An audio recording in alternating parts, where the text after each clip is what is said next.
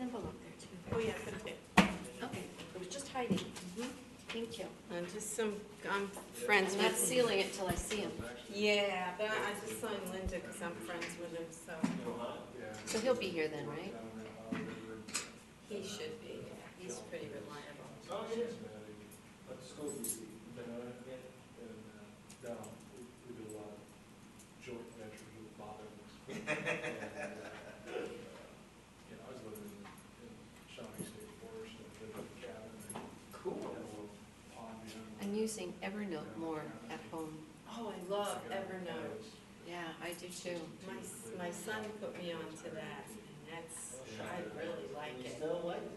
Put everything in there, my reminders, my grocery lists. Yeah, it's really easy then. I got it on my computer. If I do it on the computer, I got it on my phone. Yep, just syncs all around. It's better than the grocery store ones, you know?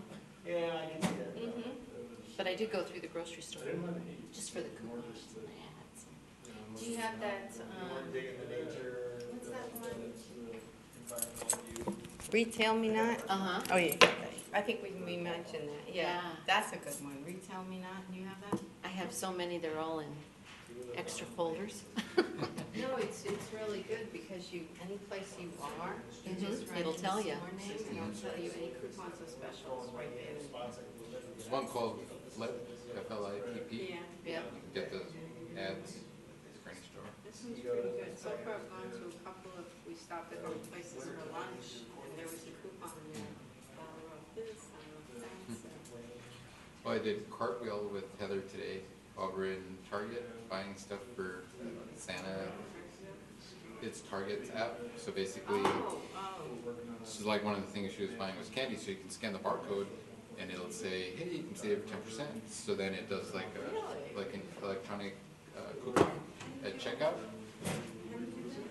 download Target. So it's app. called Cartwheel by Target. What? The Target? Cartwheel. Yeah, not the it's same. a separate one.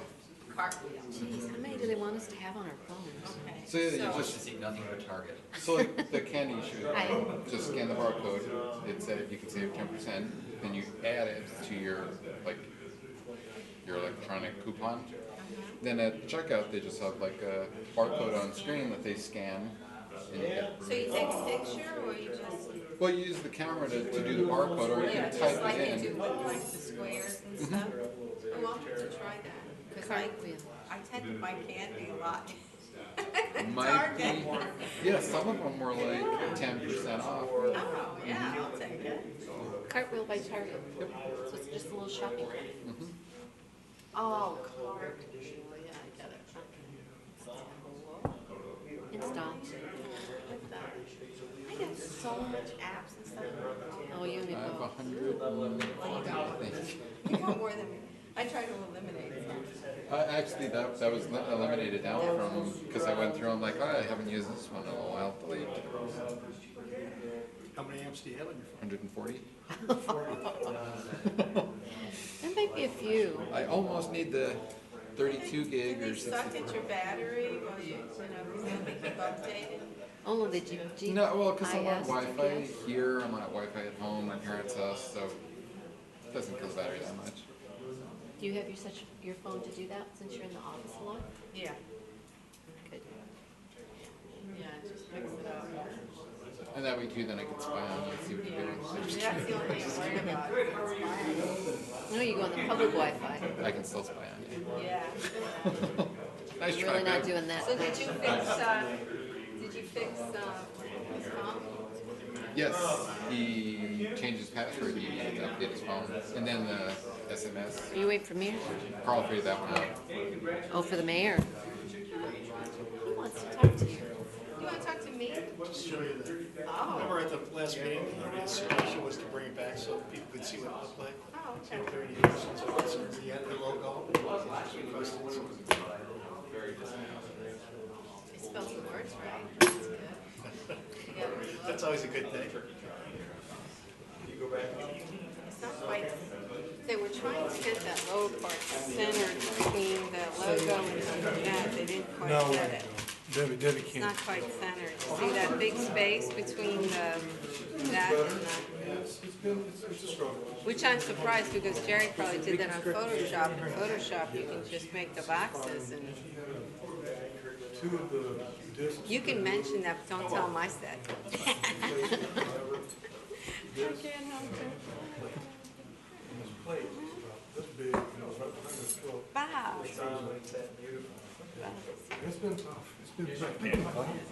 Bob and Bob. We got two Bobs. We got two Bobs here. That's He has Bob. the gift It's card. not gonna be Christmas. It's probably not gonna be Christmas. They are so disorganized on this side. We don't know. Glad it has the, We glad it don't, has the seal on it. if it is, it's gonna be in latter, You don't the think that's last gonna be week too of large? January, the Chinese New Year. I don't think so, because That's what they're shooting we're gonna for. place it, and it needs to be seen But from they're, a little bit of distance. they're very disorganized. I, We don't know yet. Brian is. well, the we've one- talked about the cost before. I think it would be a lot more Brian Hughes is attractive. the one to talk to, because he's been the front runner. Yeah, he's got, You had that conversation with Jerry? Well, you got They'll closer. You want to get a nice close-up of him. step up and throw a little Move money. up a little. I mean, really, it's, because those, because that's relatively attractive. However, if you take those and you paint them black, those are too bad. Because they're silver, you know? The problem we're gonna have is that you gotta repaint it at some point, but they may come in color versions, I don't know. I don't shop design it's colors. the, it must be the moose. Yeah. and that Well, may then be that the way to would, go. that would make a big difference, Yeah. but if you take something, you know, the regular unfinished ones against that, that would be a problem. Is it balanced now? Right in the middle? That has to be balanced, too.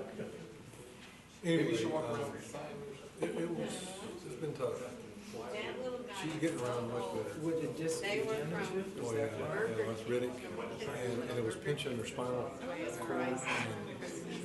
They were getting, it was so bad that the bottom of the head was Lasted all these numb, years. Yeah, we got a whole bunch of them, so I figured I'd bring it was numb all the way through. put her on there. It's starting to come back. a It little. looked a little drab. Yeah, I can't,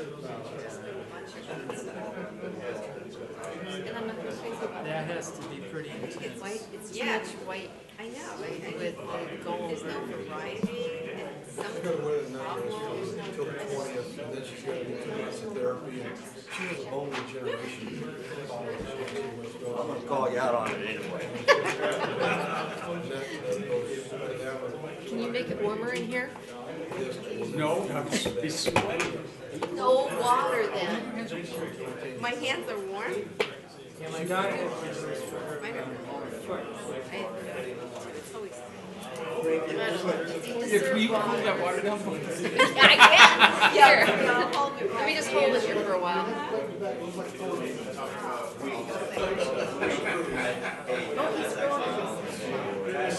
he's going. Edward. It's after we look here. Unless is he incognito?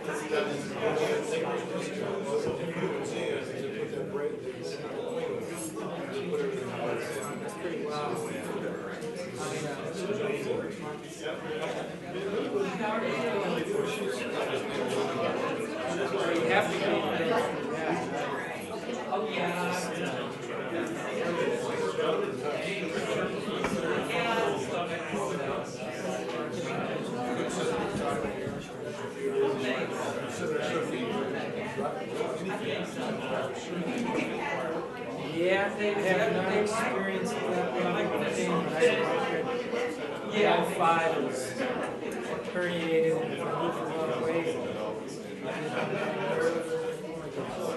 Doctors let her dry now, so that's 6 minutes. Several couches. And for that first week, if she couldn't make it flat, she was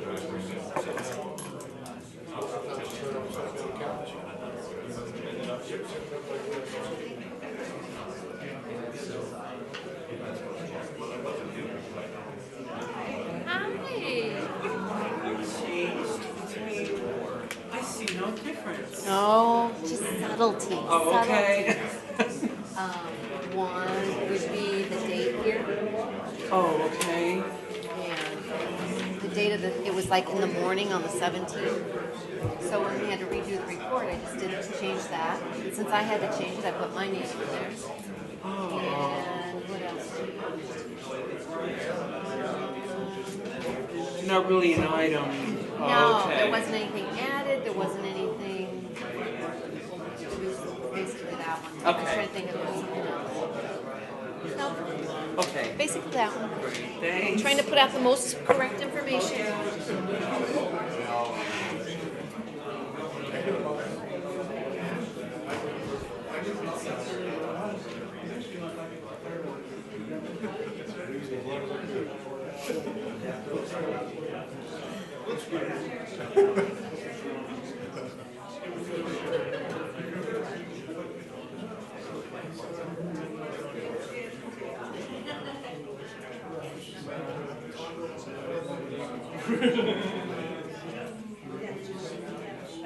Hi Phyllis, how are you?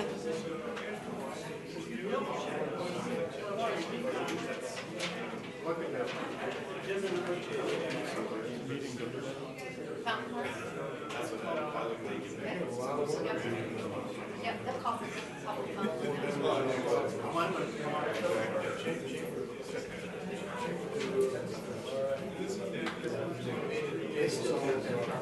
You're nice and cherry red. I am. I'm getting in the holiday spirit.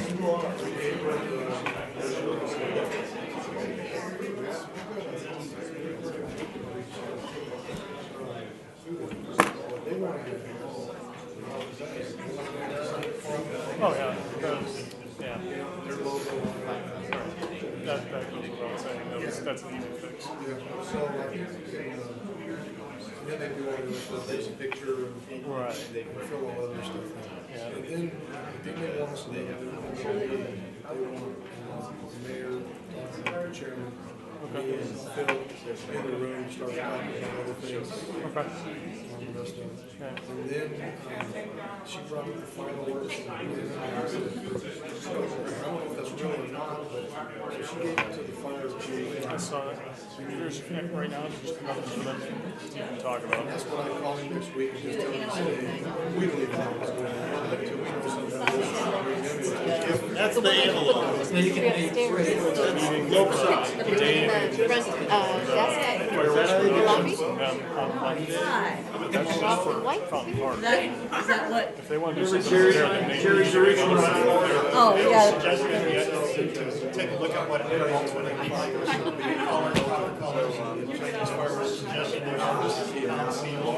Yeah. Well, it's a new company that's trying to break into the US market. I just thought it would be more. From what I understand, newer,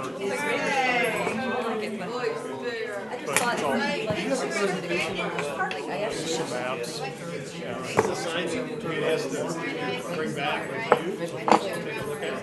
Have Dave, landscape architect, talk. So is Power of Thought, is that at the Stolz? That's the one over there. Identify what your photograph Yeah, looking for what opportunity is. is. 4 feet. Yeah, maybe. Hopefully a little more sophisticated than that. Henry Lachey's house? Yeah. How durable are these? Oh, they'll last a long time, yeah. Fairly resistant to scratching and things like that. So somebody can Yeah. put their name They on can, it. but they gotta work at it. They're not that expensive, they're like about $70-$80. So it depends on the amount of lettering. Hi there. They're not overly expensive. Just as long as we don't do too many assholes. This one I already got.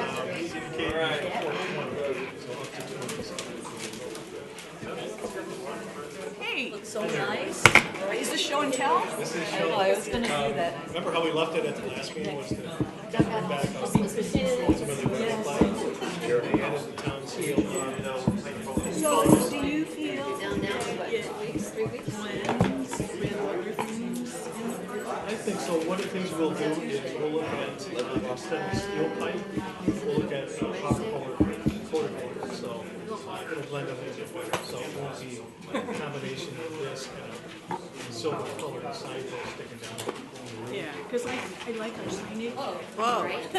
Nickel Park, and, you know, it's kind of like It's like the, right? Time for the show. Sure. Okay, showed it to everybody? I gotta go now. She's settling everybody down, I guess. It's 6:30. Brian's all dressed up. I know. Thanks. All right. Get ready. Here it comes. Want to call the meeting to order? Please stand for the Pledge of Allegiance. I pledge allegiance to the flag of the United States of America and to the republic for which it stands, one nation, under God, indivisible, with liberty and justice for all. Please remain standing for invocation. Pastor Bill Good is here with us from Fountain Hills Presbyterian Church.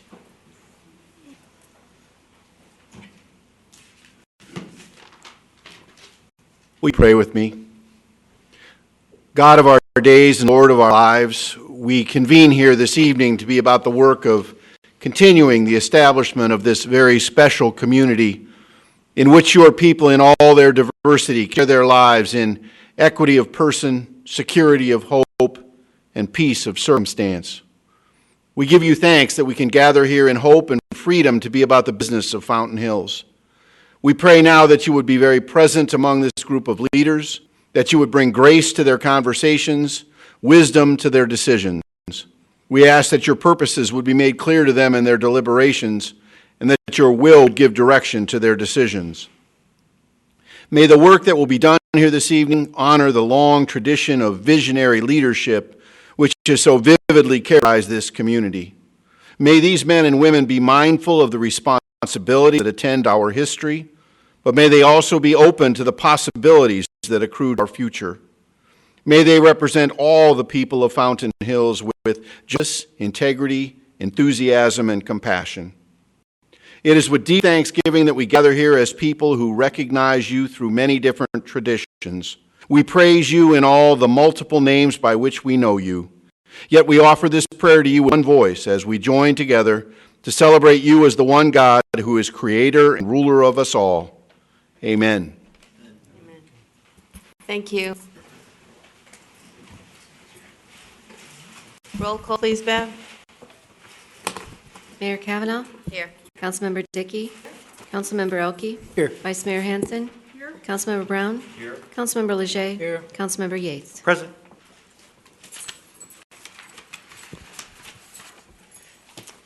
Thank you. Now go on to my report. As you know, I was elected by my peers, other mayors, and other members of the Maricopa Association of Government to represent the East Valley on the Economic Development Committee. So we've had a few meetings, and I just wanted to give you an update on just some of the highlights, some of the important issues that we covered. The first topic is the MAG initiative to increase tourism and trade with Mexico. There's quite a bit of discussion on enhancing tourism between our two countries, and that's an important initiative. I'm all in favor of it as long as it doesn't further jeopardize the border security issues. But I did question the MAG initiative. MAG was formed to promote transportation, all aspects of it, roads, bridges, ports of entry, to connect our state and to move people more efficiently. Should MAG be stepping into the trade and tourism business? Taxpayers already pay for promoting trade and tourism through our state agencies and through GPAC, which is the Greater Phoenix Economic Council. So should they be paying twice because another organization wants to get into that business? I'm certainly not in favor of duplication of services with the taxpayer money. Another topic of interest, Thunderbird School of Global Management did a study detailing medical tourism, which has become a growing billion-dollar industry. The industry covers residents of foreign countries who seek out the U.S. for medical services. And in Arizona especially, they go to either Mayo or Barrows Neurological. It also covers U.S. citizens going elsewhere where medical services, especially elective procedures, may be cheaper. I was surprised to learn that the Mayo Clinic alone had 8,000 patients from over 140 different countries last year. The clinic actually maintains an office in Mexico City where they refer patients back up here to the U.S. for treatment. Here in Arizona, we're in competition with other states that are trying to capitalize on this growing industry, which naturally feeds into many other fields and supplies jobs and puts a lot of tax money into our coffers from the long-time stays of patients and their relatives. Another interesting presentation was by the Arizona Office of Tourism, stressing the strong connection between tourism and economic development in our state. It was kind of very apropos, considering that our town government may soon be taking over tourism in Fountain Hills. 38 million visitors last year pumped $19.3 million into the Arizona economy, especially what you might expect in food and beverage, transportation, hotels, retail sales, art, entertainment, and recreation in that order. This is one of the most lucrative businesses in our state, contributing $2.6 billion in local, state, and federal tax revenue. It was stressed by Sherry Henry, the director of the Arizona Office of Tourism, that it's vital to our economy to stay competitive with other states that are working diligently to grab the tourism market away from us. The Arizona Office of Tourism will be launching an aggressive campaign in 2014 to reach local, out-of-state, and even out-of-country visitors. Sherry Henry, who I also known for many years, has offered her personal assistance to our town as we take on our new role of directing tourism. And that concludes those issues. It's a very interesting committee. I'm glad that I'm on it. I'm glad I have a seat. And I also, today is also the last day of Hanukkah, so I hope that everyone had a very nice holiday. Now we will go on to, we have no scheduled call to the public. Anybody? No, Mayor. Okay. We only have one item on the consent agenda. Can I ask for a motion? Mayor, so moved. And a second? Second. And all in favor? Aye. On regular agenda items, the first is presentation and discussion of the proposed Fountain Park Phase 6 improvements. Roll call on the In the, consent agenda. oh, okay. Yeah, okay, I forgot that. Roll call. Councilmember Dickey? Aye. Councilmember Elke? Aye. Councilmember Leger? Vice Mayor Hanson? Councilmember Yates? Aye. Councilmember Brown? And Mayor Kavanaugh. Aye. Mayor 7-0. Okay, now, presentation and discussion of the proposed Fountain Park Phase 6 improvements. I was anxious to get to that one. Ken? Mayor Kavanaugh, members of the council, as you know, we're in the final phase of the development of Fountain Park. It's Phase 6. There's a number of projects within this project that we'd like to present to the council and discuss for consideration if they would like to do these types of projects that's been approved for this plan. And Brian Hughes is here to give you a presentation on that, and we would open it up for further discussion on each of the respective projects.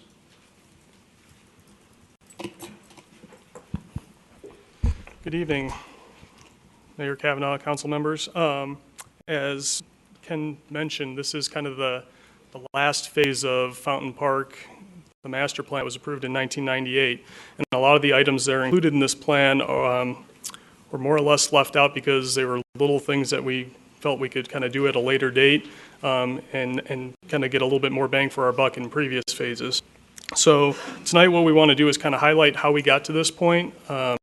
Again, it's Phase 6 of what originally was intended to be a two-phase project back in '98. So we were hoping to have all this done by around 2001, 2002 initially, but as funding priorities changed, this went into 6 different phases. So I'm going to highlight or open up the screen a little bit, but tonight I did want to have Dave Case, who has been our lead landscape architect since the master plan. He's going to kind of walk us through this and kind of what each phase did entail, and then what Phase 6 is hoping to kind of wrap up this master plan and all the things that we've kind of put aside for the time being. So with that, I'd like to ask Dave to come up. He's with DLR Group. He's been with a couple different firms over the years, but he's always been our lead architect on this. So he's got a history with this park that few other people do. So he's very knowledgeable about the design and also the construction that's gone with it. So Dave? Good evening, Mayor and council members. Thank you for having me out. As Brian said, Mr. Hughes and Mr. Mayor asked me to come out and kind of give a history of the different phases over the last 15 years. It's hard to believe it's been that long, but time does fly. So up on the screen, and I don't know if you have a handout, I was going to go through the different elements of each phase, and then we'll conclude with phase 6 and what the proposed or Excuse me, Madam Mayor. Would you like a pointer? Would that help? yeah, there is one here, so if I can figure out Here you go. Thank you. how to use it. I might, well, yeah, I suppose if I move away from the mic, you can't hear me. But, so phase 1 consisted of 3 different Ramada locations, a restroom control building, an associated piece of hardscape concrete around that, and some landscape. And then a parking lot and culvert development that was a joint use between Victoria Properties and the town to develop that culvert and the parking lot and lighting in that. And then this pretty extensive walkway. I think we're 20, can't read it. Let's see, 2,823 linear foot of 10-foot wide sidewalk to connect those elements. So if you have any questions about a phase, please interject. Okay. And this was phase 2. So we have another 2,800 linear feet of sidewalk, which included some sidewalks around the activity node here. And then the 10-foot wide sidewalk at the north, the 64-foot diameter performance pad and amphitheater and connecting sidewalk, the Kiwanis Ramada, and some connecting amenities around the activity node. Excuse me. Phase 3 was a smaller phase. It was the 2 Ramadas at the activity node and some upgraded landscape by the restroom control building. Phase 4 was actually a pretty sizable project. We redid the irrigation to the entire park that's outlined in green, nearly 32 acres. And then what you see in blue are the disc golf pads for the world-class disc golf facility that we have here in Fountain Hills. And then just completing the connective walkway along the west side of the park. Once again, it's 10-foot wide, and it was 2,926 linear feet. So that takes us to phase 6. And so we have around roughly 7,800 linear foot of 10-foot wide sidewalk in the park. It's 1.4, nearly a mile and a half of walkways that go around the park. This plate here shows some of the proposed improvements that we're going to discuss tonight for the park. What's outlined in yellow is all of the existing walkways that we had proposed to design lighting for. This thing's going out of me. These light blue dots would be interpretive signage, 12 locations around the park. We have 3 locations that are magenta, and those would be signage, park signage announcing that it was Fountain Park. And in the white is the proposed layout for a revised parking lot on the east side that would be lit as well. And then we have a little rework of some electrical at the amphitheater pad. And then a little bit late in the design process, we had discussed these different fountains. It's like a free floating fountain that could be anywhere from, I believe, 15 to 35 feet high, depending on the horsepower of the motor. that would help aerate the effluent water out of the lake. So I believe that's it.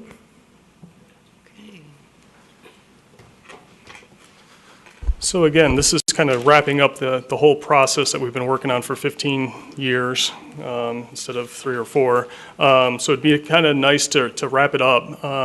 But if anybody has any questions about any of the particular design elements, I can answer what we can, and also Dave can probably talk a little bit more detail about each of the particular items. Again, this is the last phase is budgeted in the CIP, a little bit this year, a little bit next year, so about 1.5 million over the next 2 fiscal years. And that should wrap up everything, again, that was approved by the Citizen-Driven Master Plan back in 1998, shortly after we acquired the park from MCO Properties. So with that, I'd be happy to answer any questions.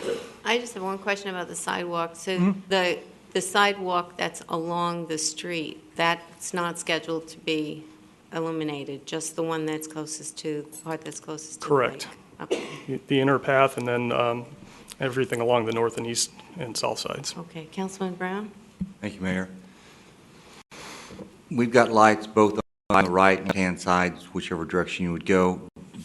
Do we have sleeving underneath the sidewalks? We, in previous phases, we did sleeve in areas along, I'm pretty sure it was along almost all of the sidewalks, so we do have sleeves located, in a certain distance. So we can go back and forth with the lighting bollards, and that was the intent when we put the sleeves in. And the rest of the lighting would, wiring would be trenched in? Yes, so we'd be trenching along the sidewalk and then crossing over where the lights need to be in those particular areas. And there are 18 lights? They're, I believe, how many fixtures did we? They're about every 20 feet. Oh, okay. So there's quite a few lights to light that 7,000 plus linear feet. Thank you, Brian. No problem. Councilwoman Dickey? Thank you, Mayor. And so what would the lights look like? Are they in the ground? The lights haven't finalized the design, but we're looking at a light fixture that would be a little bit lower to the ground, more like a bollard lighting. And there's 2 reasons for that. Number one, the fixtures are definitely going to get hit by the effluent water, the irrigation throughout the park. So we need something that's going to be durable, and we'll be able to stand up to that. If you go out to the park and look at some of the electrical boxes that have been hit by the irrigation over the years and see the rust and things that that does to it, we need something that's durable. So the initial thought is a bollard light that might be concrete or something similar, durable, lower to the ground so it illuminates the pathway, but is still respectful of the overhead light. And you'll probably need a few more of those than you would if you were to do 10 to 15 foot poles. Those are, I believe Dave estimated, about 40 feet apart, where the bollards are a little bit more close together, about 20 feet apart. So the bollard lights would just be lower and still light up the walkway so it was safe to walk and use the park at night, but again, not illuminating the entire park like a football field, if you will. How late would the lights be on in the park? Again, we haven't quite determined that. It could be earlier. For example, the dog park closes at 9 because of the light and the noise and how that affects the neighborhood nearby. We could be 9 or 10 o'clock. This park could be, have separate closing times compared to what Golden Eagle Park or some of the other parks have. And you might adjust the lights depending on the season. Sure. I mean, we could, again, the dog park lights being a good example, we turn those on in the morning this time of year so that people can get a little bit more time before work. And we know we do have walkers out there early in the morning at Fountain Park, so this would allow them to walk safely. Okay, thanks. I had 2 more things there. Sure, Councilwoman Dickey. Mayor, thank you from what you were just saying, because just to make you aware, in case you don't know, that we've had some citizen input about the lights and some concerns, of course, about dark skies, and also, the folks that live around there like you, and what that might do to their view. Correct. So the lower and the least intrusive, obviously, and that conform with our dark sky ordinances. And then the other thing that we heard from people had to do with the signage, the LED signage, and the possibility of either swapping that out for having something on Shea instead, or getting a better feel for how people feel about having LED signs right at the park as opposed to having something out where people going by would actually see and not have to be within Fountain Hills to know that we're having the ballets or the movies or the Oktoberfest and things like that. So I have no idea how much those things cost or anything, but I believe that somebody had asked if we would look into maybe having those signs on Shea instead of around the park.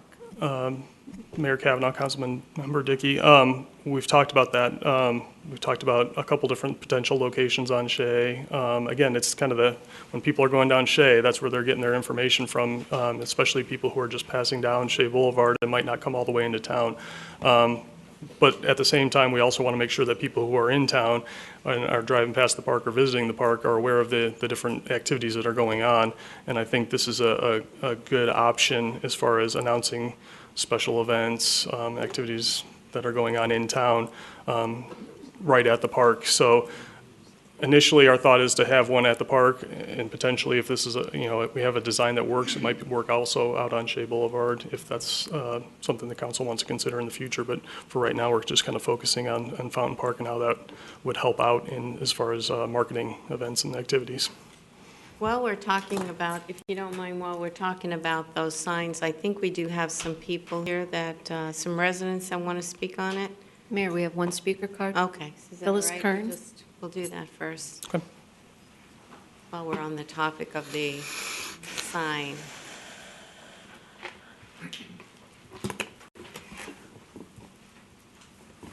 Good evening, Mayor and council members.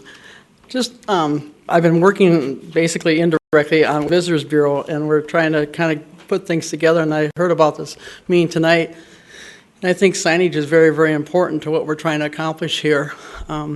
For a personal experience, I worked Oktoberfest and on Friday night, and we had, I would assume, 5 couples that showed up and had no idea where they were going to or what was happening. So that was the first light bulb that went off in my mind that, we're not getting the word out to everybody. So I think if we could have a sign down on Saguaro, and if we could have like 2 out on Shea, I think would be outstanding for what we're trying to accomplish here. Also, I'm going to also recommend looking at your plan. This is the first time I've really seen it. I think that performance pad also down the end of Avenue of the Fountain someday too, if that could be taken care of. But basically, I'm concerned that we get this signage done and get it done properly. I was back in my hometown last weekend, and I took a picture with my camera. I haven't had a chance to get on the computer, but there's some signage out there that could work very, very well and would be pretty low-keyed, but yet we could keep the word out to everybody that's going on here in town. So that's my thought, if it would be of any help to you. Okay, and I know you're Phyllis Kern from Fountain Hills. Yes, I am. That's Thank you. I'm Phyllis, sorry. but All right, we all thank know you. that. Okay. Just for the record. Yes. Thank Go. you. And it was too about the LED sign. I was wondering, you have it placed up on the corner by the performance pad, and might it be more visibly seen if it was either like at the end of the avenue or down by the shopping area, because there's so much foot traffic down at the south end of the park? Mm-hmm. Mayor Kavanaugh, Vice Mayor Hanson, we actually have talked about 2 of the locations, the number one being where it's at right now, and then the other was at the end of the avenue as people are coming down and kind of having that visible right there as far as announcing it. You could see it as they're going through the intersection, things like that. It's not said and done that it's on this corner, but that's kind of the best recommendation we have right now. Again, if we do some other signage at a later date in other locations, whether that be Shea Boulevard or elsewhere, it's all leading back to this park and some of the monument signage that we're trying to put in place. And I think at the corner of Saguaro and Palisades, with 2 of our major intersections come in, it's kind of a good location that probably will be more visible by more cars and folks than necessarily at the end of the avenue. But again, we're open to suggestions. Maybe we could just do an additional, maybe not an LED light, but something down where there's so much foot traffic by the restaurants, and because there's a lot of people milling around in that area. Okay. But and I'm really in favor of, it's nice that we could do maybe both out on Shea and around the park as well, rather than having to do either or. Sure. Yeah, It's really worked for the farmers market. I'm sorry. Having it out on Shea. Right. Yeah, and I did speak to Charlotte, who runs the farmers market, and I know they have to haul those big A-frames down there trying to just direct people. But I'm just concerned about the location there also with the homes there. You know, I did get some people who were even concerned just about the low lighting on the pathway, and I'm not so sure if a sign like that would really look nice in the park. I understand that you're trying to let the people know about, the residents know about the events, but I'm just not sure that kind of a sign would look good in our park. I would rather see it on Shea. But is anyone else want to speak to that? Yes, Councilman Elke? Thank you.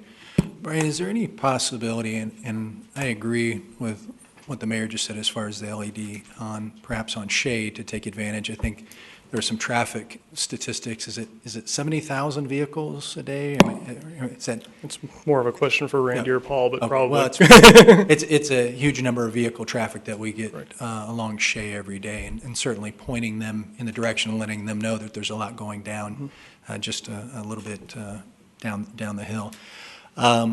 Are there any options if we were to put something at the park? Now, I know we have some notices, or at least some posting over by the Veterans Memorial.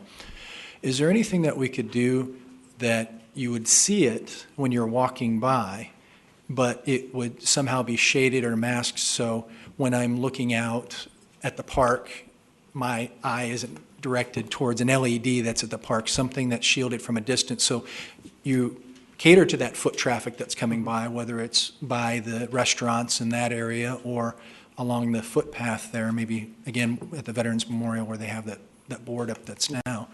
Something that you couldn't see at a great distance but would be able to see if you're close by. And I don't know if an LED is the appropriate thing or not, but I'd like to maintain the darkness that we have out there if we can, and don't want something that's going to be standing out. Sure. Mayor Kavanaugh, Councilmember Elke, the LED wasn't actually initially part of the whole master plan necessarily, but we thought it might be a nice addition as we're wrapping up the project here. Because again, we always get a lot of requests of, can we put banners up? Can we put, big signs up? And as you know, we do allow signage out on Shea Boulevard, as an example, on both ends, come in from the east and west to announce the great fair, the Fountain Festival, the Thunderbird Artists, the Oktoberfest, the St. Patrick's Day. So, the goal is to kind of eliminate those types of signs out on Shea eventually and have something a little bit more aesthetically pleasing and still get the information out, but do the same thing down here at the park. To answer your question, could we do something else? Potentially, but I don't know what that is off the top of my head tonight. We could look at some other options as far as display boards and things like that wouldn't be overbearing, if you will. Here, if I may.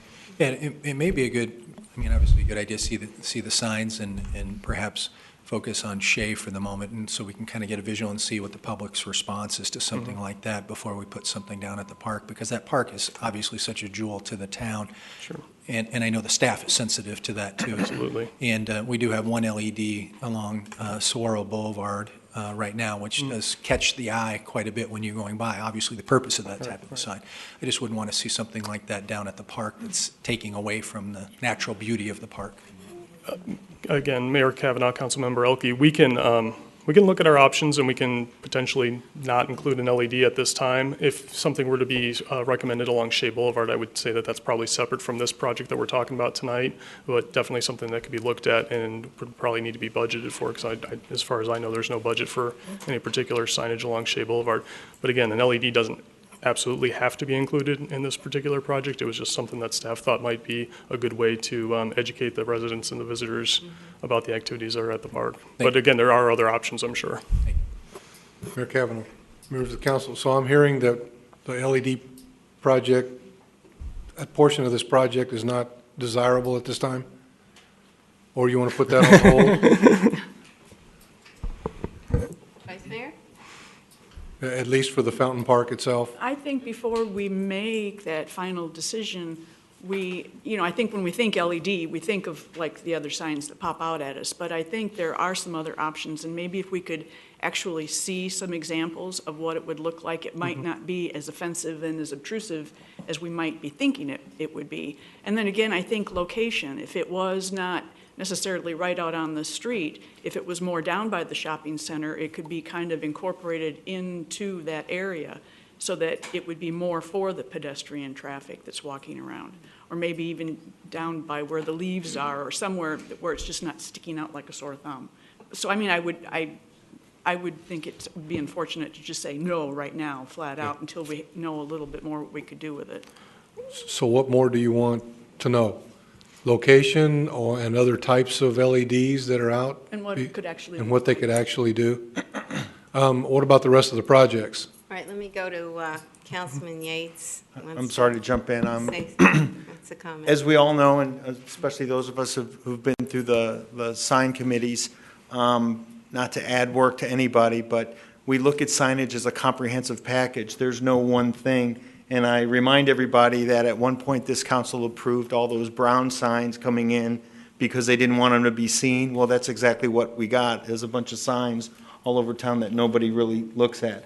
I agree with everyone that we don't want the big jumbotron, you know, right in the middle of Town Park, but I think we need to take the approach, let's budget accordingly, that we're going to have some sort of signage for this and/or Shea, but actually bring in, whether it be in a consultant or somebody who lives in town who does this, a comprehensive sign plan that does what's called trailblazing. You get them from Shea on a broad scope, you get them to the main arteries saying where you're going. The town center signs that were put up to notify everyone in town center has all that space below it, which was designated so that we had some more what's called trailblazing for where parking is, where the fountain is. All these things need to be looked at comprehensively. It doesn't mean we have to do it all together, but I don't want to fall back into that same trap where we get one sign here and we didn't consider all these other signs that we've already had. So I think we're all saying the same thing in answer what you're requesting.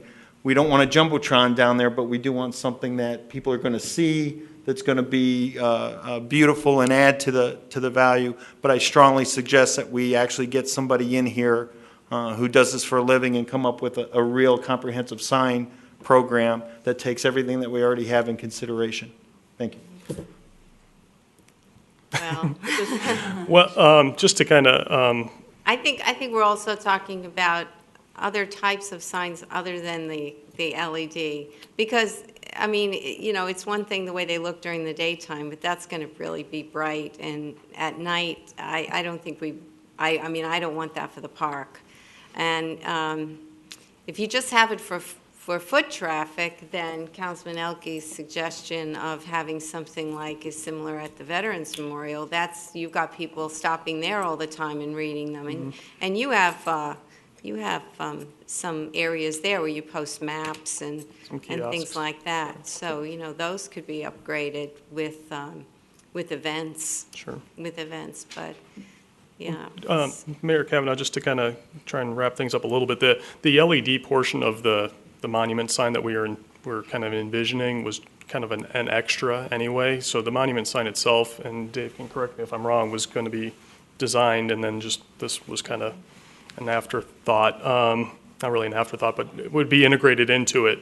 So that monument sign is still necessarily going to be there. We just don't have to put the LED portion of it in at this time, but we could potentially stub for electrical and things like that we would need in the future if we wanted to do anything like that.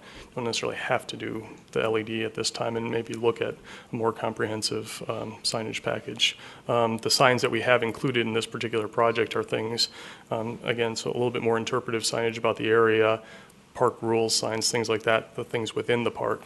The monument signs themselves are just simply identifying for people who might not be down here again a whole lot that this is Fountain Park as you're coming in from our major cross streets. So again, a LED or any type of sign that announces all the activities, we don't necessarily have to incorporate that right at this time. It can be done at a later date. Right, and also the Vice Mayor brought up the issue of the location, so Sure. maybe it's not exactly that it should be Again, there. that's a small portion of the overall project that we're talking about tonight. Right. Councilman Brown? Thank you, Mayor. I too agree that we should look into having some signage, LED or not. You know, we could control that dawn to dusk type situation. I feel like we need to get the information out to the public. The majority of the people that walk the park are out there from sun up to sundown. There's a good group of people that walk really early and late in the evening, but the majority are walking in midday, and a little information would be good, I think, to help promote our events. Okay. Councilman. Thank you, Mayor. So, and what the Vice Mayor was saying about that area, though, with the sign ordinance that we already passed, couldn't any one of those businesses put an LED sign up there anyway? So what would be, I mean, we're not protecting anything that can't happen anyway, right? So we're just saying you don't want to do one now that has to do with telling people what's going on in the park, but any one of those stores or shops or restaurants or anything there could put an LED sign up there anyway, because it's allowed, because we have one now. So we're not protecting anything. Yeah. We would have protected it if we didn't pass that sign ordinance that allowed it, but we're allowing it. So why would we not do that for a nicer purpose and control how it looks? And put it over where Cassie was saying. I mean, you correct me if I'm wrong, but I think that the plaza would have to, that's not individual stores at the plaza could not have that. It would have to be the plaza that did it, just like they would have to do a monument sign. So it wouldn't be an individual store. The actual plaza would have to decide to do something like that. But they could do it. Well, they could, yeah, they could. But, you know, if we don't like to put that sign by the car, then we don't have to set the example. Go ahead, Councilman Yates. Thanks, Mayor.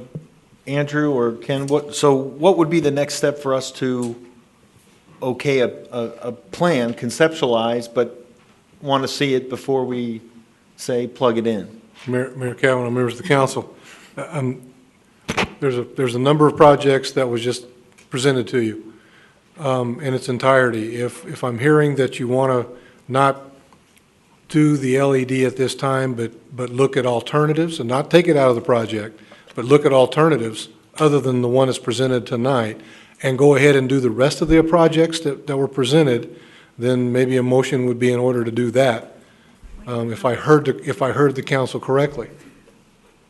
Okay, there's no action at this item. Correct. This is just for discussion. Just a quick question. Sure. You know the sign in the community center that changes Yes. with all the events? Now, I mean, I'm no sign expert, so what kind of a sign is that? How would you describe that? It's, I believe it's a computer monitor, an LED computer monitor that's in a box, so. Okay, I don't think that's obtrusive at all, and it's very Sure. readable, and something like that, I think would look nice, actually. It wouldn't stand out, but, On the path area, or you? or I mean, that's kinda by small. somewhere by the shopping area, up where most of the activity takes place. Councilman Oakley. Perhaps something, and I know that the benefits, obviously, of the LED or a similar type of a sign is because you can update it quite easily, probably remotely, and that's obviously very helpful. Perhaps something either at the Plaza Fountain side in the park area or at the Veterans Memorial there in one of those kiosk boxes that we have there, an LED, but something to address the issue of the nighttime light, perhaps something that's on schedule, that it's dusk till dawn. And it goes off at night, and then it turns back on. And because if the idea is to target the foot traffic passes right by there all the time. They go to the Veterans Memorial, it's a very well-visited place, so perhaps something like that would suffice, and then it's not intrusive at night. That might be a solution. Considering where you put it before, it seems though that you were more interested in traffic. Vehicle traffic, probably. Vehicle traffic, to see this, since not everybody uses the park. Again, if we want to talk about just putting up signage within the park and the kiosks, things like that, we could certainly do, we do flyers, we do things like that people can see and look at and get all the same information. We don't have to go as extensive as an LED display in a kiosk. So again, that's something we can look at, separate from this whole project. We could add a few more kiosks. That's a relatively inexpensive idea. And we can, potentially plan for a little bit of electrical if we need to light them up at night or not light them at all.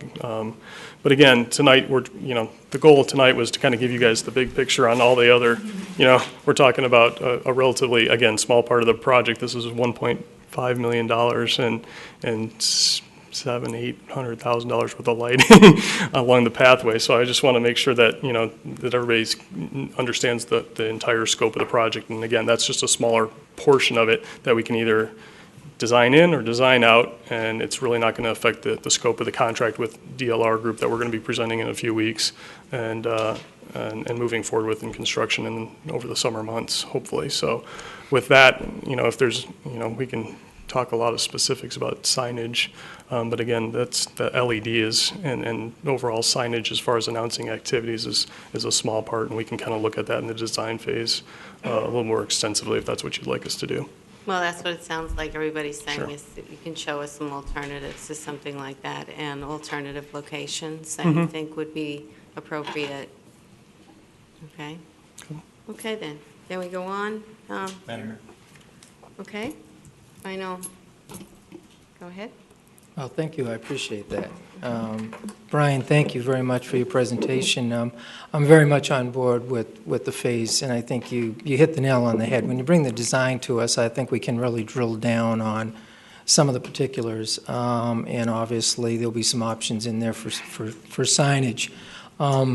With respect to LED near the park, I have mixed emotions about that. I'm not an advocate of LED in terms of the aesthetics, particularly with our small town character. But nonetheless, I'm flexible if you bring a design forward. The thought of Shea Boulevard is an interesting one, and I'm not sure if that would be part of this project or a separate project in terms of dollars. But what comes to mind is that most residents do go through the Shea Corridor. So if we're interested in not only attracting the foot traffic in town,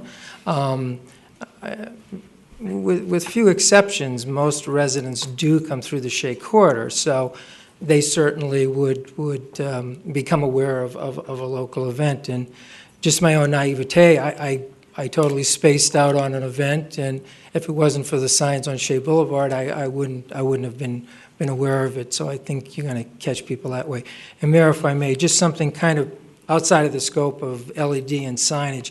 Has there been any consideration, seeing that this is the final phase of park improvements, of replacing trees in the park? Over the years, we've lost a tremendous amount of trees. As our landscape architect had mentioned, one of the features of the park, which is huge in terms of tourism, is the disc golf course. And if you walk that course, you will notice that a lot of hazards that were designed for that particular course have been leveled by windstorms, so forth and so on, and frankly have been approached by a group that designed that originally asking about that. So any thought if this would be the time to look at that, if the dollars were available? Mayor Kavanaugh, Councilmember Leger, as of right now, there's no dollars allocated specifically for additional trees. I know Mark Mayer's been talking with the Greening Committee about going back in there and potentially doing some more trees, and that was done mostly through fundraising. So if we can go that route, that's always better than the town spending our dollars towards that. So we can. That's kind of an ongoing project, but again, if there's, if we do have some savings, and we might want to come back to it, after we get into the bidding and the design, and we find out that maybe things are less expensive or whatever. I mean, there's always options to come back and say, hey, particularly if you don't put an LED sign down in the park. Potentially, yeah. Thank you. All right, okay. Then, Ken, you pretty much know where we're going on that? We can be creative. I mean, we can put another president statue out there holding an LED sign. I mean, we can do a lot of things, but we'll bring back some alternatives for that one. But we want to, because we've got a scope and an architect's agreement that we're going to be doing in the near future to get these things started, and we'll bring some alternatives back for you for this signage issue. Because from what I'm hearing too, is it also expanded to start considering a sign out on Shea, which isn't part of this project with it. And I'm not sure where that money's going to come from, but we'll have to look at that at a little bit different date. Fundraiser, yeah, bake sale. Well, we do have quite a few events and people who are interested in having something on Shea, so that is valuable to look at also. Yes. Thank you. Okay, Brian. Thanks, Brian. Thank you. Thanks, Brian. Consideration of Resolution 2013-52 approving an IGA with Maricopa County Flood Control District relating to the design of the Ashbrook Wash improvements. Randy. He looks all holiday. Yeah.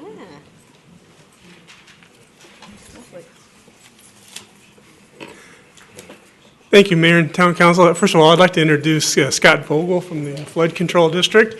Scott will be the project manager for the Flood Control District on this project. I'd note that in July of 2011, the town submitted a project request for this project, and it was approved by the Flood Control District, originally for 2016. But this summer, they've agreed to, since we have the funding available, they have funding available to move it up to begin the design beginning at the current time. Per the IGA, flood control related costs of this project would be split 50-50 between the town and the flood control district. Any non-flood control items the town wants to include in, the town has to pay for itself. The flood control district is going to manage the project, and in fact, it looks like they're actually going to do the design in-house with their staff. This that you see is on the overhead is the presentation. We're looking at having a public meeting on this probably in February, and this will be the presentation exhibit for that. This next one, this is the exhibit that we put in our original project application with the Flood Control District, and it kind of shows the main features of the project. And I'm terrible with the pointer, but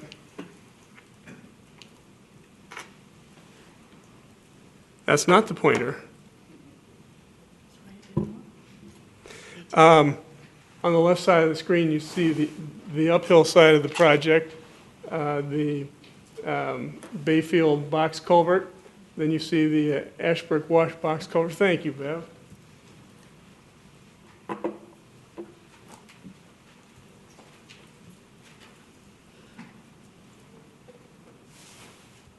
There's Bayfield Drive, new box culvert. Saguaro Boulevard, new box culvert. Down here, we'll be doing some channel grading, getting rid of a bunch of the palm trees in there to improve the hydraulics of the channel, and we may be doing some additional removal of the vegetation throughout the rest of the channel. We had originally anticipated a masonry flood wall down by Aloe Drive, but currently the thought is we'll do some additional grading and not need to do that. This project's for the design phase only. Total cost estimated at $150,000. Actually, with the Flood Control District doing the design work, cost is specified to be $120,000, with the town paying half and the Flood Control District paying half.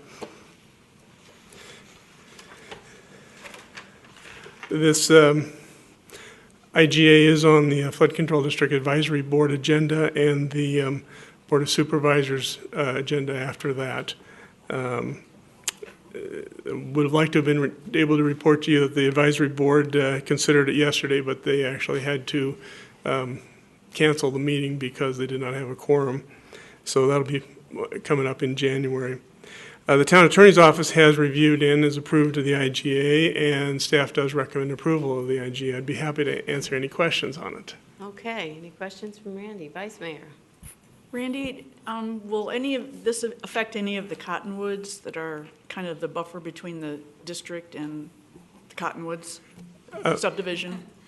Mayor, Councilwoman Hanson, our intention is to not harm the cottonwoods to the least extent possible. I can't tell you that we won't have any damage to them, but we certainly want to preserve them absolutely as much as we can.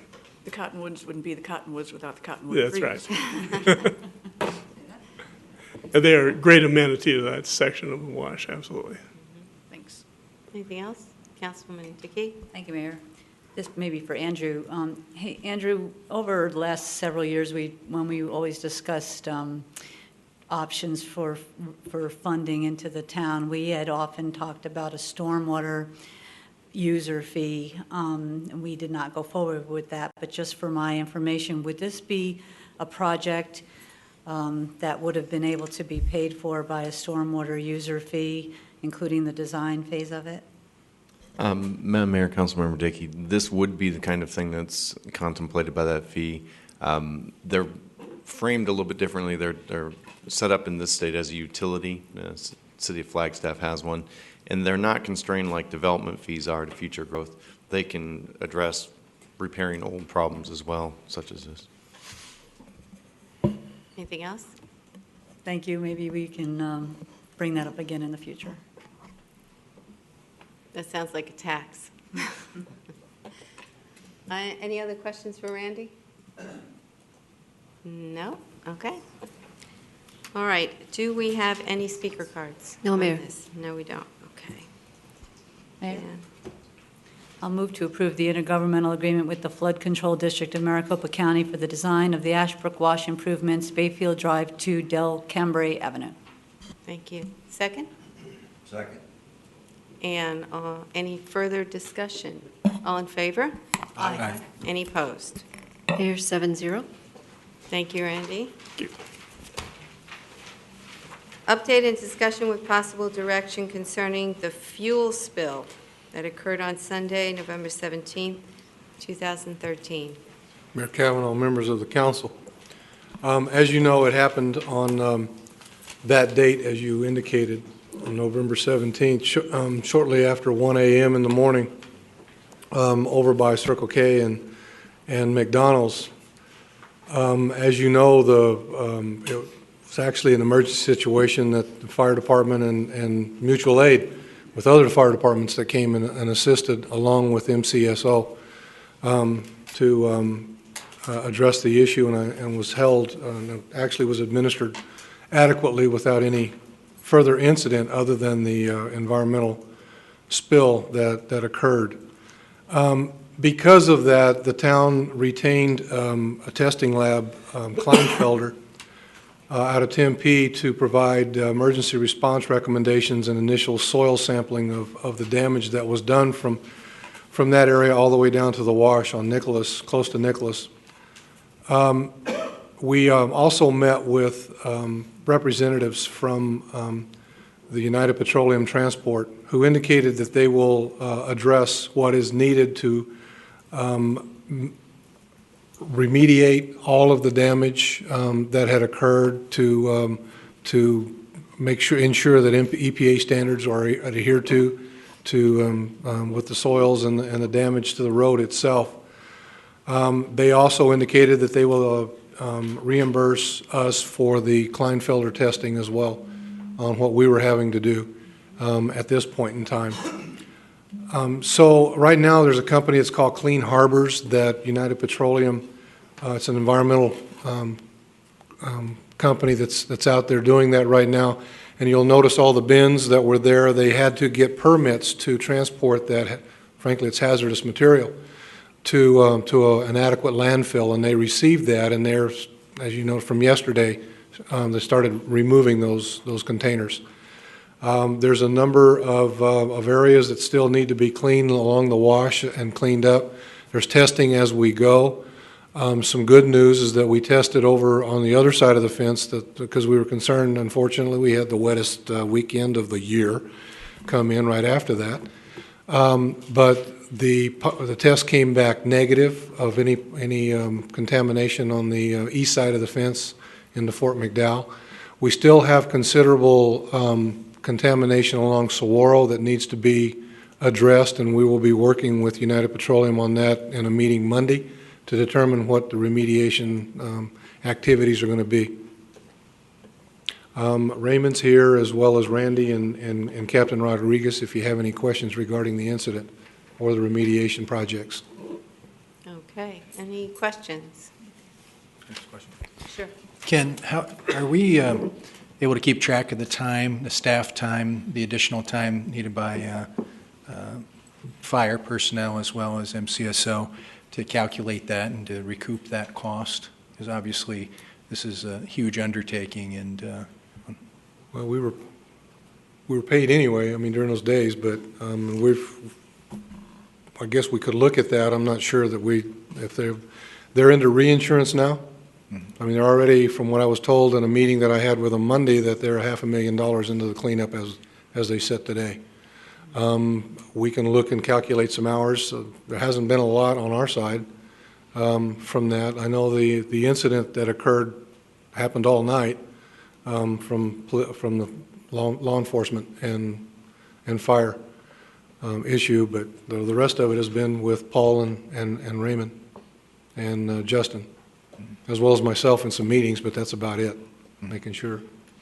And can you speak to what in the future with respect to the contamination under Saguaro, how that's going to be addressed in the future and what we're going to look at, especially when we begin to Well, that's our repave concern. that? Yes, that's a good question. Now, that's what our concern is that we didn't want to have a Class A cleanup either when we were going, with probably less than a year or a year from now of tearing the road up, digging it up. We didn't want to find contaminated soil. So United Petroleum understands that, but we want to make sure that contaminated soil is removed.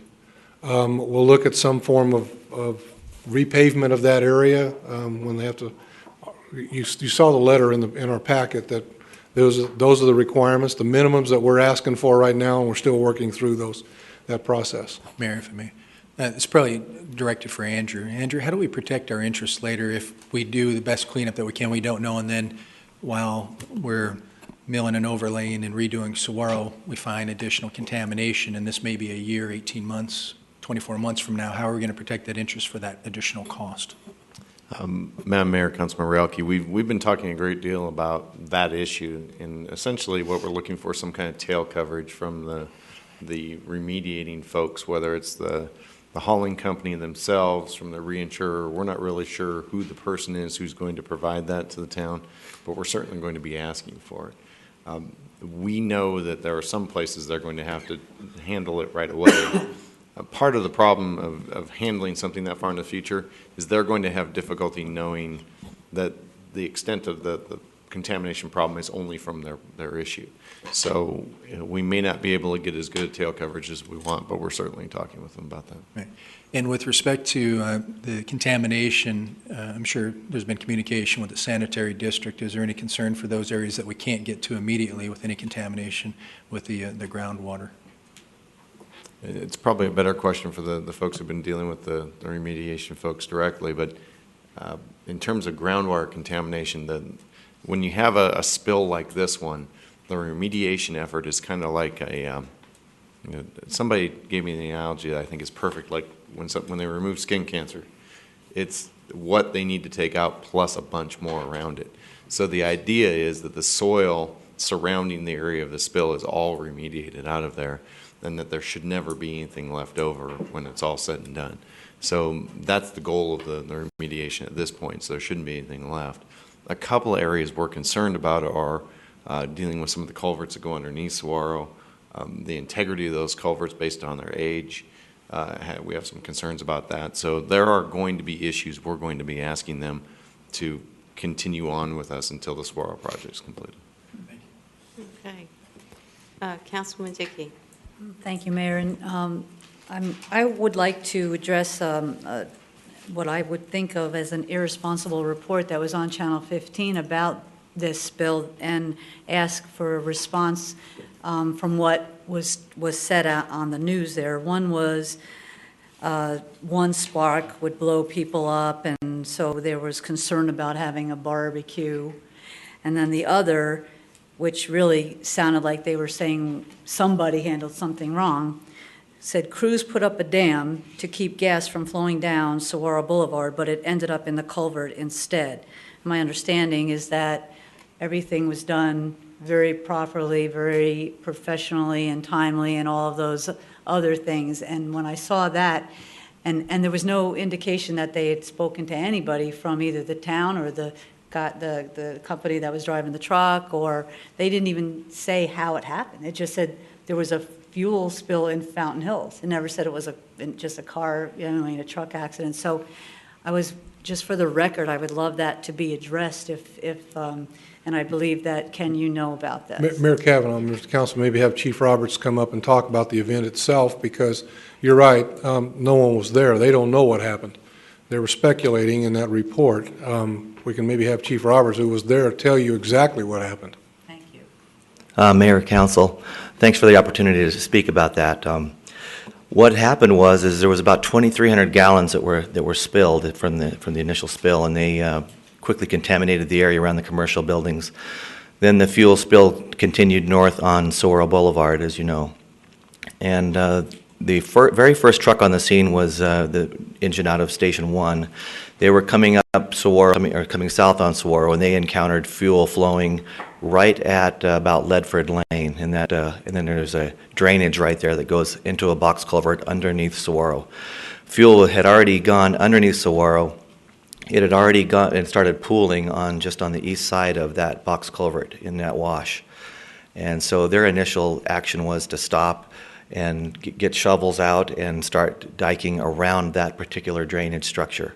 Like I said, fuel had already gone past it, but they were trying to keep additional fuel from going into the wash. So they quickly, luckily there was some soft soil nearby. It's a miracle in Fountain Hills. But they were able to scoop plenty of soil out and get a pretty good dike going around that particular drainage system. Then the fuel continued to go around that one because they had it just kind of rounded off there. The fuel continued to flow around that particular dike that they had put on and continued north. And then they built a second dike across those southbound lanes on Saguaro, and then the fuel pooled there at that dike and held it pretty well. So they did really a fantastic job of containing the spill as best they could with as much fuel was coming down.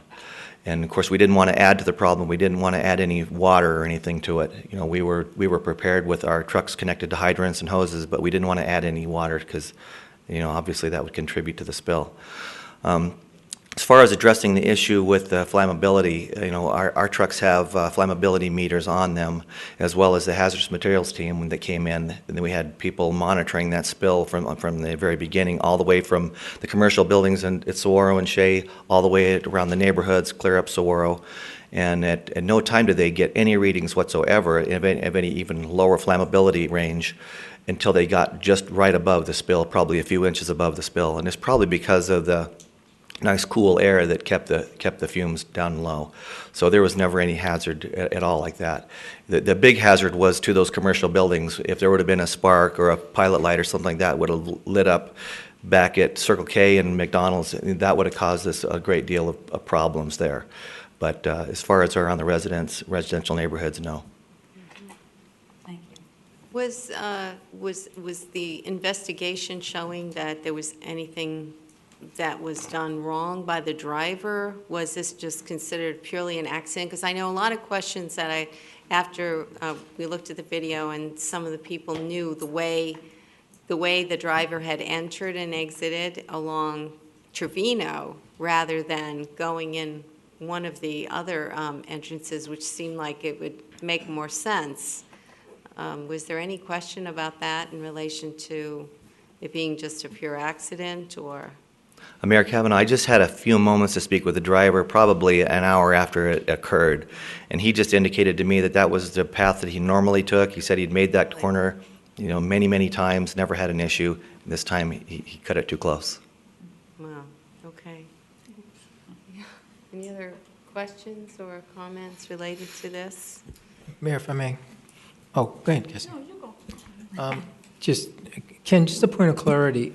It's my understanding that this contamination on the curb needs to be removed asphalt on Trevino and parts of Saguaro.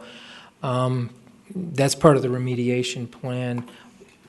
Could you clarify for me what the timing for that is going to be? Is that something that's going to happen ASAP, or is that something that we're going to try to pair with the mill and overlay of Saguaro, and how's that going to come down? No, those discussions for immediate remediation on that subject for next Monday.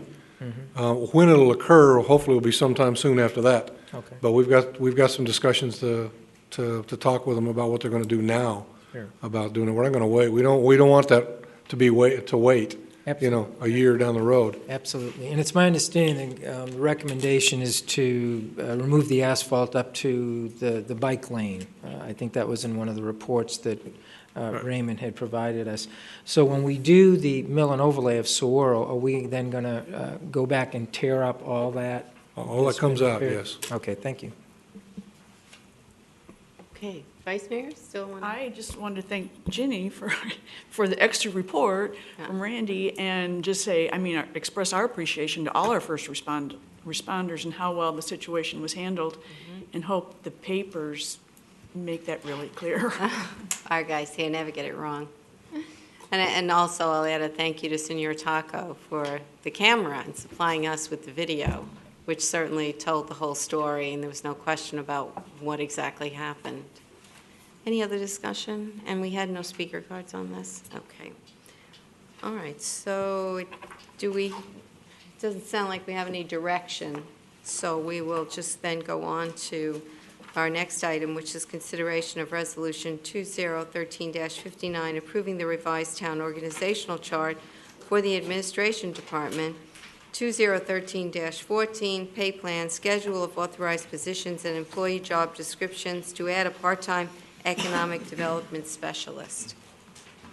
Mayor Kavanaugh, members of the council, again, as you know, going back to the budget, in Resolution 2013-38, it actually called for a contract position and was approved in that resolution. We went out with an RFP, and when the numbers came back, they were way too high for us to the affordability of that.